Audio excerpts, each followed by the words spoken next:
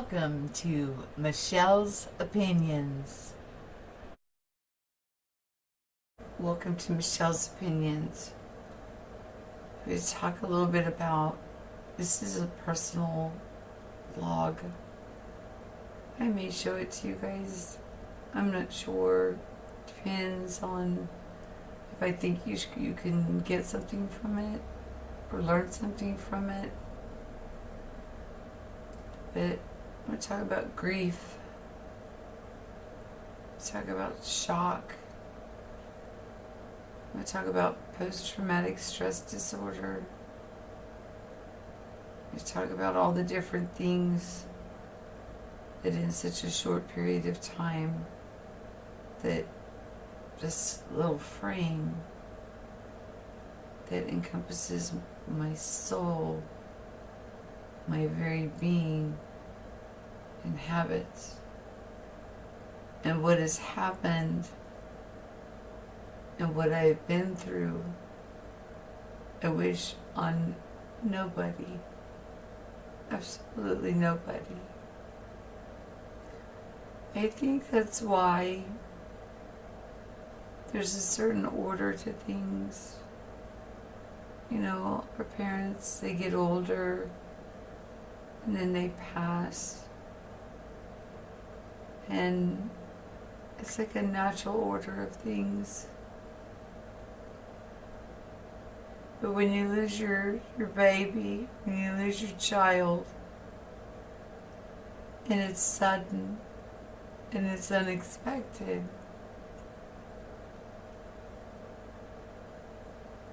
the first thing was denial.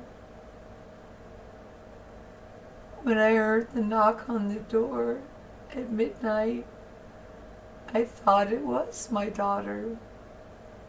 She was supposed to be with me at 5 o'clock in the evening. She was supposed to be there earlier.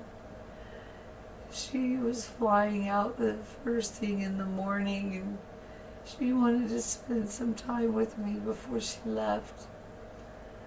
And she wanted me to take her to the airport. Nobody knew where she was going. I knew where she was going. She didn't want anybody else to know. I wish I knew more about what was going on with my baby. That she felt that she needed to hide this from so many people. I wish she would have been under 18 so that I could have made her stay home with me. But once they reach that threshold of 18, they're adults. Whether they make good decisions or not, they're not ours to make anymore. So we just have to be supportive. We just have to do our best. We have to step up when we can. We have to intercede when we can, intervene when we can, without encroaching her sovereignty and her right of being a sovereign being that she is. Just because she's my baby, that doesn't mean I own her, because I don't.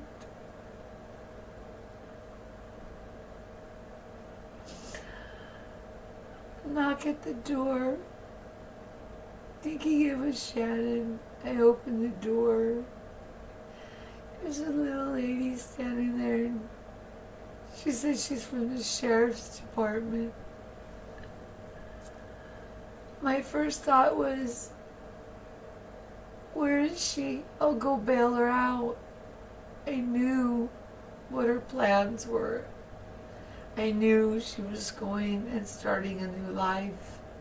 I knew she was getting a fresh start.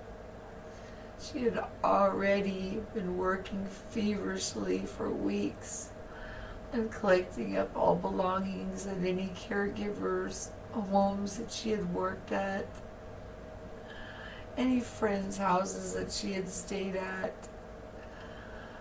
and getting them all into one location, which was here, because she knew it was safe. And the woman wouldn't tell me anything until I let her come in. Well, I'm not the type just to let the police come in. But I did. I let her come in, and she wouldn't talk to me till I sat down. When I sat down, my heart fell to the ground. This can't be good. I still had hope. And she let me know that my daughter had passed away. And she said at that time it was 8:35 p.m. in an auto accident. And that there was a possibility of alcohol. There was 2 vehicles involved. And the vehicle was struck, T-boned, right where my daughter was sitting. She didn't have a fighting chance. The airbags we later found on a BMW, they deployed approximately 400 miles per hour. So with that pressure coming out, it could have been the culprit for what broke her arm and her neck. I don't know. I don't know. But she broke like a porcelain doll. I was in denial. Couldn't be my daughter. I know that we've had to get her a couple of IDs because her identification would be stolen. Things would happen.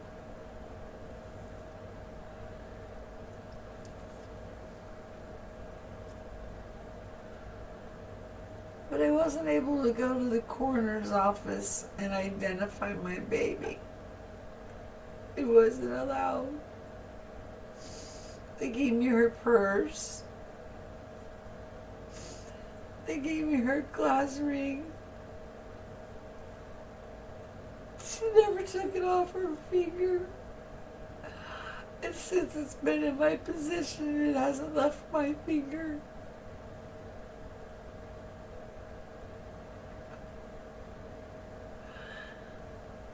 The pain comes from a place that is so deep. It's like from my gut, and it just comes up and out. I would think I'd run out of tears. I have not run out of tears. I have good days, and I have bad days. On my good days, I live in denial. I wait, thinking at any moment I'm gonna get a message from her, "Hey Mom, can you pick me up?" Or she's just gonna pop in the door and say, "Hey Mom, I come to visit you. I'm gonna stay here a couple days." She did that often. Whenever she didn't feel good or anything was going on, she came here and she knew nobody would mess with her because I wouldn't let them. They'd have to get past me, and that wasn't happening.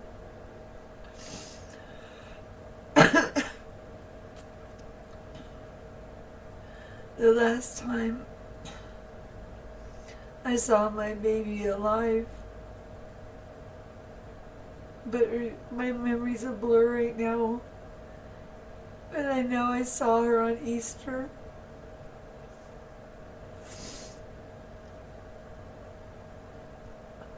It's not an easy thing to explain to people. When people haven't been through something like this themselves, there's no way for them to comfort or console you. Although they try, they do try. also other people around me are grieving, and I know that. My grief does not take precedence over their grief. And I'm continuously reminding myself that my husband is in so much pain, and I know his grief. But watching me grieve is making his worse. And I don't want that for him.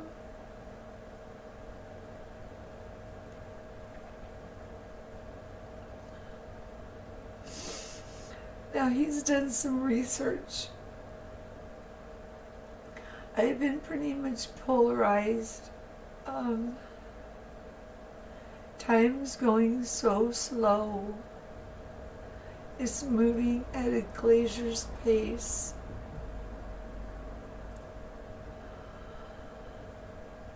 Let's get back to the coroner and identifying my baby. When we found out here, you have to hire a funeral home and get the body transferred. And then they do what they call an ID viewing for you to make sure that that is your baby. The first place I went to was corporate owned. They told me I had 2 days to pay them from when I signed in full. And we were prepared. We thought we were prepared. My husband and I were cleaning out our accounts, and we thought we would have a little time to get a loan or do something. But they gave us 2 days. The second place my parents went and found, and God bless my parents. They drove all night to get up here with me. The coroner, she didn't want to leave me alone. She was here with me for over an hour and a half because I was in shock. I went straight into shock. Every time we hear about these guys with post-traumatic stress disorder and things like that, so nothing prepares you for this. Nothing. There's nothing that can prepare you. Anyway, so the second place was private owned. Now they do it 2 days before the services, has to be paid in full. In the meantime, my uncle caught wind of the pain and just not being able to see her. I just lived in denial. It's just not her. It's not. To the point I was delusional. And since I hadn't laid eyes on her, of course, that doubt was there, that hope was there.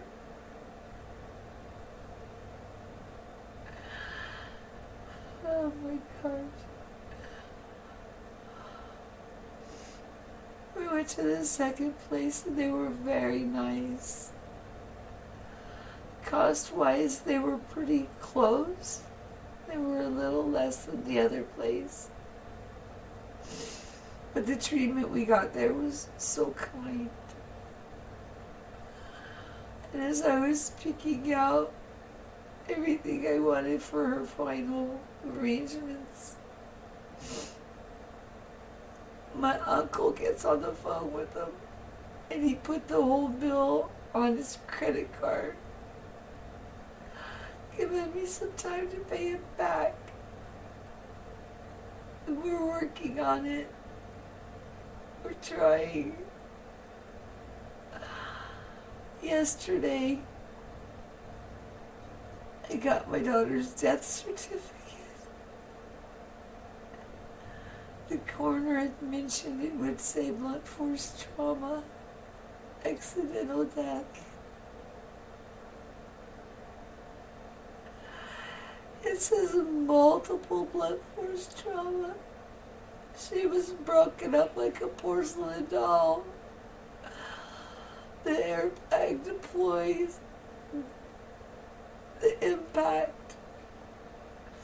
And it looks like, if you look at the video that I put with the accident, the truck T-boned her right where she was sitting. And then he must have spun around because then he rear-ended them also. His airbags deployed and every airbag in the BMW deployed.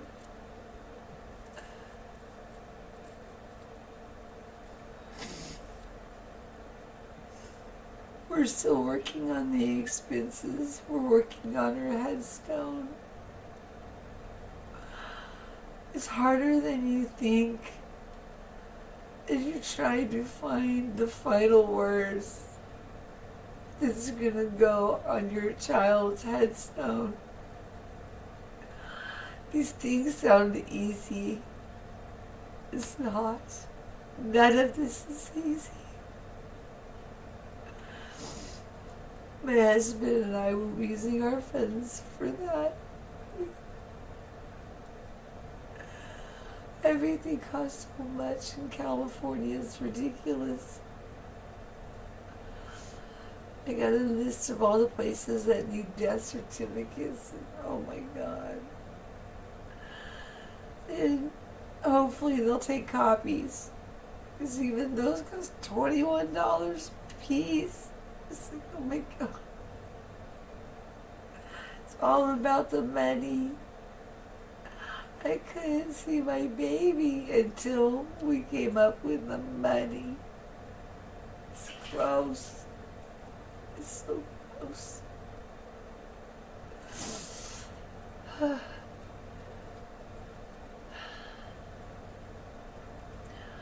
I know people will say she's in a better place.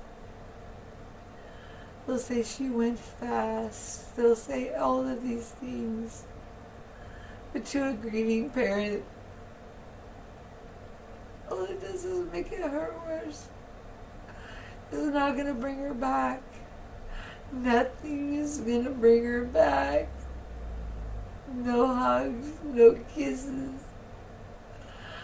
Oh, hello, Mom, I love you. I miss her voice. I am so grateful that I had her do those couple shows with me.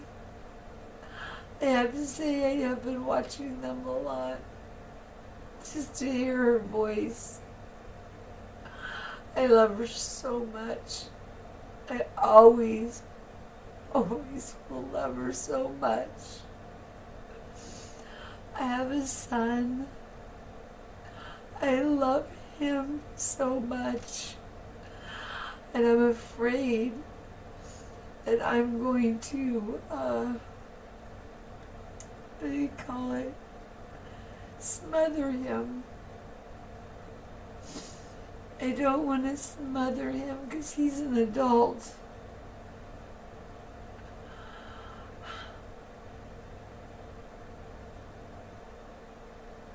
It's just one of the hardest things ever.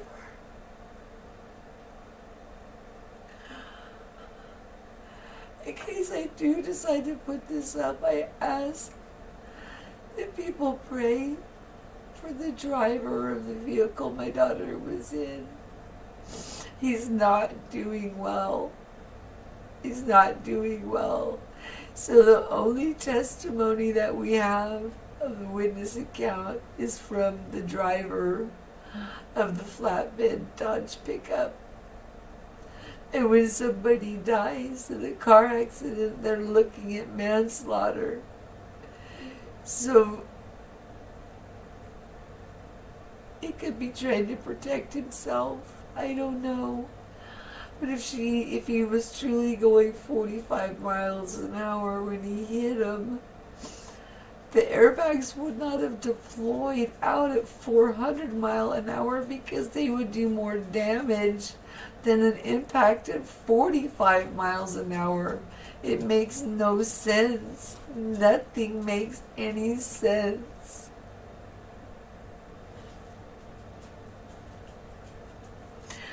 I know with the good Lord's help, we will get to the bottom of this.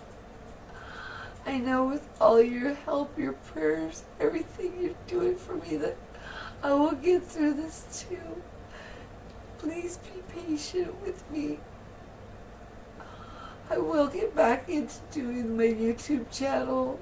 I think it will be healthy. I just can't quite do it yet. So much support. So much support. The outpouring of love from all of you. Trying to help me pay this debt to my uncle. I can't even put words to it.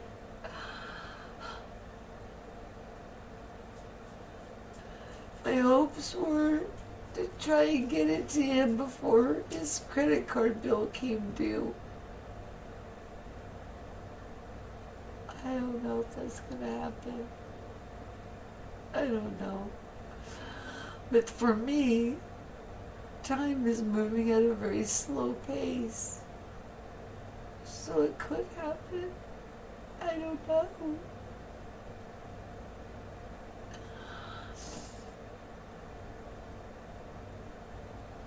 In my next vlog, I'm going to list out the things that you don't say to somebody who's grieving. And it's not things that, it's people don't say them to hurt people. They don't. But it's like taking a sharp knife through soft butter and just cutting somebody's heart in half, and in half again. Because my heart is broken. My heart is broken. But if this is one thing, this is that I love deeply. I love truly.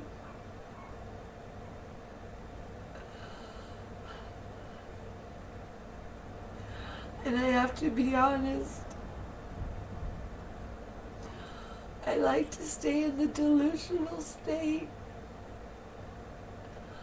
I like to sit there and just think she can walk in at any moment. It's the easiest thing at this moment, and nothing is easy. I have constant reminders around me all the time of her.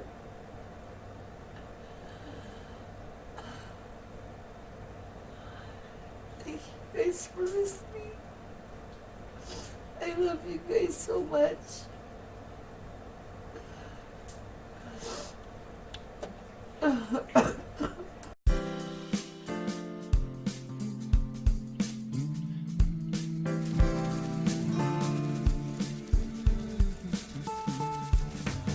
Please like, share, and subscribe.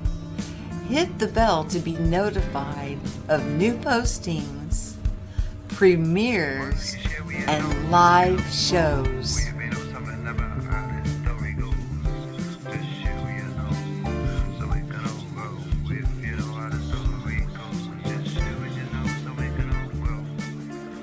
If you'd like to sponsor the channel, the links are below.